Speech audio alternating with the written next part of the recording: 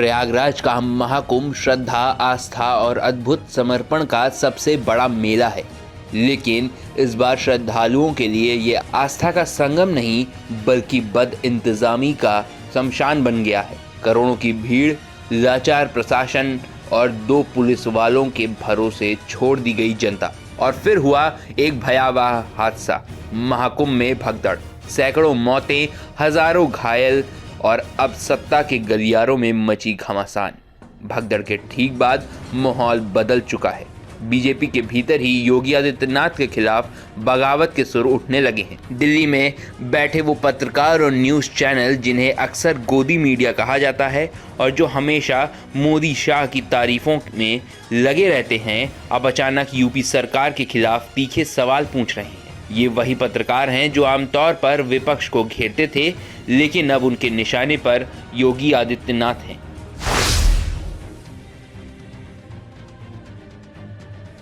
Delhi media के रुख में ये बदलाव अचानक नहीं आया है। सबको पता है कि अमित शाह और योगी आदित्यनाथ के बीच में रिश्ते कभी भी सहज नहीं रहे। पिछले कुछ सालों से योगी खुद को मोदी के बाद बीजेपी का सबसे बड़ा चेहरा बनाने में लगे हुए हैं, जबकि अमित शाह को ये कतई पसंद नहीं है। महाकुंभ की भगदड़ ने इस अंदरूनी लड़ाई को और भड़का दिया है। भगदड़ से 2 दिन पहले की बात है। अमित शाह और योगी आदित्यनाथ संगम में एक साथ डुबकी लगाते हुए दिखे थे। कैमरे के सामने दोनों नेताओं की तस्वीरें मुस्कान के साथ खींची गई थीं, लेकिन अंदर खाने की हकीकत कुछ और थी। दोनों के बीच बातचीत बेहद ठंडी रही और ये साफ हो गया कि दोनों के बीच सब कुछ ठीक नहीं है।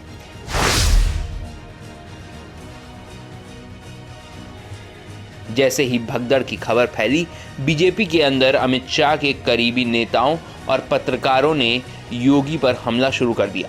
पहली बार बीजेपी के अंदरूनी गुट योगी को सीधे सीधे जिम्मेदार ठहराने लगी। दिल्ली की मीडिया, जो आमतौर पर बीजेपी का बचाव करती थी, अब यूपी सरकार पर तीखे सवाल पूछने लगी है। महाकुंभ में भीड़ प्रबंधन की ये हालत क्यों थी? सिर्फ 2 पुलिस वालों के भरोसे लाखों की भीड़ क्यों छोड़ी गई? ये भगदड़ थी या एक सुनियोजित हत्या?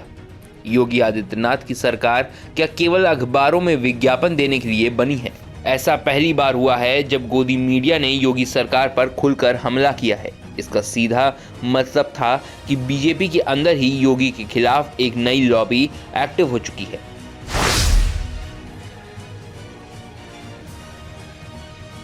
भगदड़ के बाद योगी आदित्यनाथ खुद को बचाने के लिए हर मुमकिन कोशिश कर रहे हैं।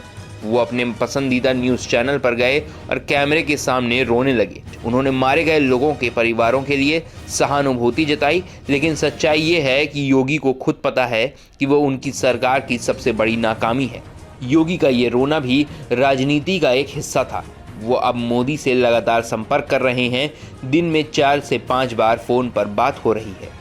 ये जताने की कोशिश है कि वो स्थिति को काबू करने की पूरी कोशिश कर रहे हैं, लेकिन सच्चाई ये है कि भगदड़ में मारे गए लोगों के लिए जिम्मेदार सिर्फ और सिर्फ यूपी सरकार है।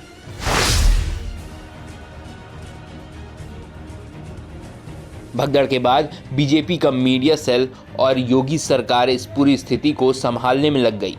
अखबारों में विज्ञापन दिए गए, सोशल मीडिया पर हजारों फेक अकाउंट एक्टिव कर दिए गए ताकि भगदड़ की खबरों को दबाया जा सके। लेकिन इस बार प्लान फेल हो गया क्योंकि अमित शाह की लॉबी इस मुद्दे को हवा दे रही थी। अब सवाल ये है कि क्या योगी आदित्यनाथ इस घटना के बाद अपने पद पर बने रह पाएंगे? क्या अमित शाह इस घटना का इस्तेमाल योगी की सियासी हैसियत को कमज़ोर करने के लिए कर रहे हैं?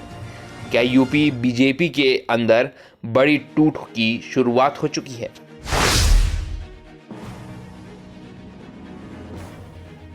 महाकुंभ में भगदड़ ने न सिर्फ योगी सरकार की प्रशासनिक विफलता उजागर की, बल्कि बीजेपी के अंदरूनी सत्ता संघर्ष को भी सबके सामने रख दिया।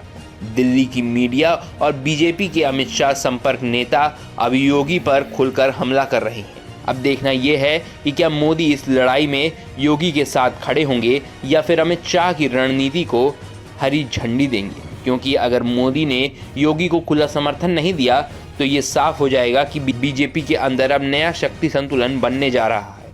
और उसमें योगी की जगह कमज़ोर होती जा रही है। आने वाले दिनों में यूपी की राजनीति में बड़ा भूचाल आ सकता है। क्या योगी इस हमले से बचे रह पाएंगे या फिर भगदड़ की राजनीति उनकी सत्ता को ही कुचल के रख देगी? महाकुंभ में जो हुआ वो सिर्फ एक हादसा नहीं था, वो एक आईना था जिसमें सरकार का असली चेहरा दिखा है। लाखों लोग श्रद्धा और आस्था के साथ पहुंचे, लेकिन बदले में उन्हें क्या मिला?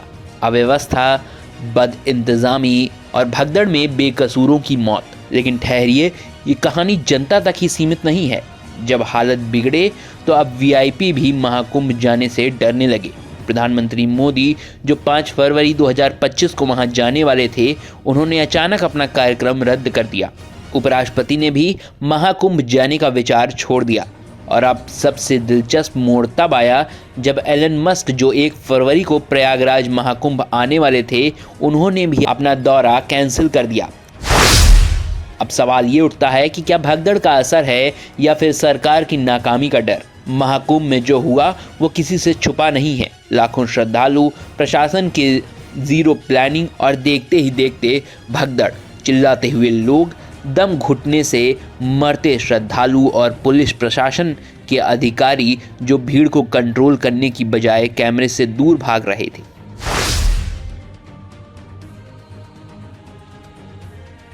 सरकार ने दावा किया कि सब कुछ एकदम दुरुस्त है, सुरक्षा चाक चौबंद है, मेडिकल फैसिलिटी ऑन पॉइंट है और व्यवस्थाएं पूरे तरीके से मॉडर्न है। लेकिन सच क्या था?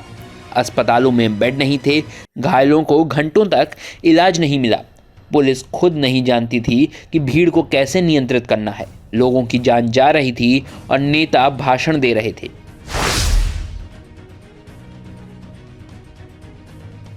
प्रधानमंत्री नरेंद्र मोदी, जिनके बारे में कहा जाता है कि वे विपरीत परिस्थितियों में भी जनता के बीच जाते हैं, उन्होंने महाकुंभ जाने का कार्यक्रम ही रद्द कर दिया।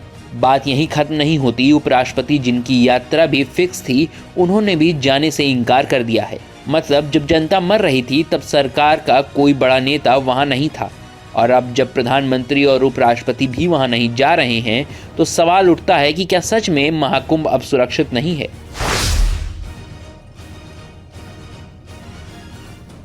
अब कहानी में एक और ट्विस्ट आया है।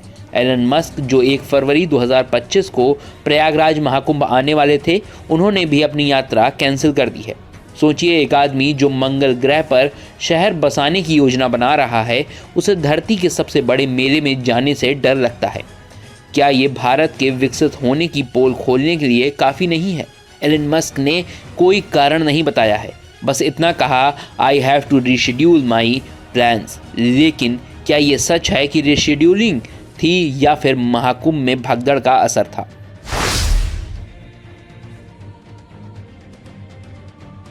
जब भगदड़ मची तो सरकार के बयान आए, स्थिति नियंत्रण में है, सभी घायलों का इलाज किया जा रहा है, दोषियों पर कड़ी कार्यवाही होगी।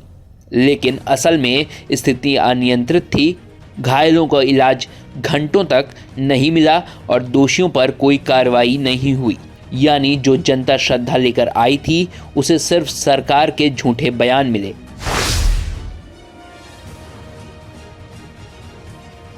अब हालात ये हो गए हैं कि जब नेता और वीआईपी खुद को महाकुंभ से दूर रख रहे हैं, तो आम जनता के बारे में क्या ही कहा जाए?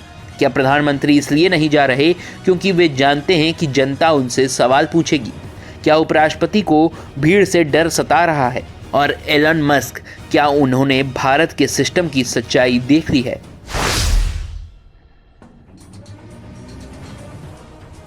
अब सरकार इसे एक प्राकृतिक घटना बता रही है, कह रही है कि भीड़ अचानक बढ़ गई इसलिए हादसा हो गया। लेकिन सवाल ये है कि अगर ये एक प्रशासनिक असफलता नहीं थी तो फिर प्रधानमंत्री और उपराष्ट्रपति वहां जाने से क्यों बच रहे हैं? क्या सरकार को डर है कि अगर प्रधानमंत्री वहां गए तो जनता उनसे जवाब मांगेगी? क्या वे नहीं चाहते कि अंतर्राष्ट्रीय मीडिया इसे कवर करे? या फिर सरकार इस मामले को धीरे धीरे ठंडा करने के लिए कोशिश कर रही है?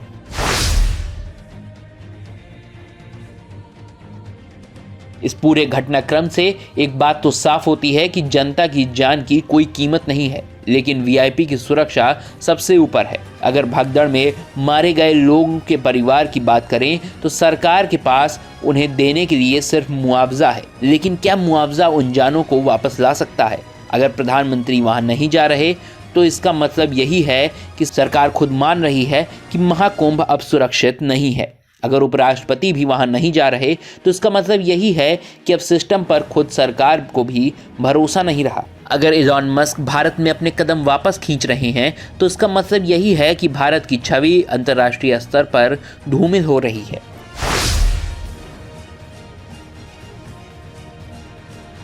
क्या सरकार महाकुंभ में मारे गए लोगों के लिए कभी जवाबदेही होगी? क्या प्रधानमंत्री कभी वहां जाएंगे या फिर ये दौरा हमेशा के लिए कैंसिल हो जाएगा? क्या ईवीएम की तरह अब भगदड़ भी चुनावी मुद्दा बनकर रह जाएगा? और सबसे बड़ा सवाल, अगर जनता मर रही है तो क्या सरकार का काम सिर्फ मुआवजा देने भर का रह गया है? वीआईपी बच सकते हैं, लेकिन जनता कब तक भागेगी? और आप हमसे जुड़े रहने के लिए सब्सक्राइब करें YouTube पर, फॉलो करें Twitter पर और लाइक करें Facebook पर। और ज्यादा जानकारी के लिए आपको टाइप करना होगा सिर्फ न्यूज़ नशा।